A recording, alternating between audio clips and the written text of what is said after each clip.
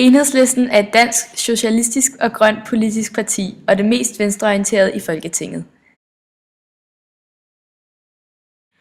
Enhedslisten blev dannet i 1989 ved en sammenslutning af 3 meget venstreorienterede partier.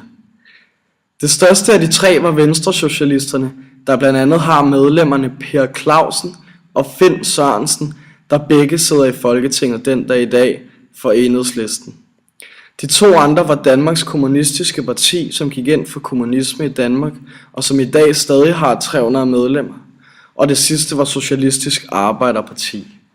Ved at gå sammen kunne man skabe et politisk alternativ til venstre for SF, da den yderste venstrefløj stod meget svagt i 1980'erne under den daværende konservative statsminister Poul Schlüter.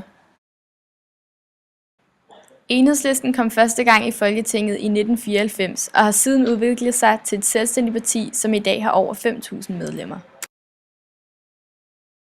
I dag har Enhedslisten 12 mandater i Folketinget. Det er en fremgang på 8 mandater i forhold til valget i 2007, hvor de kun fik 4.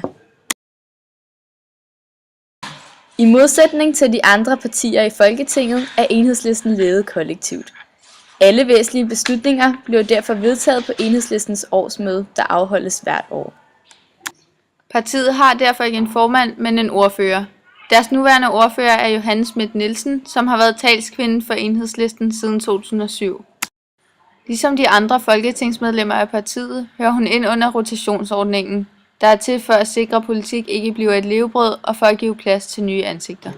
Rotationsordningen går ud på, at alle fuldtidsansatte politikere ikke kan genopstille efter 2 4-årsperioder. Man kan højst være medlem af hovedbestyrelsen i 7 år inden for en 9-årsperiode. Alle ansatte i Enhedslisten er højst ansat 10 år.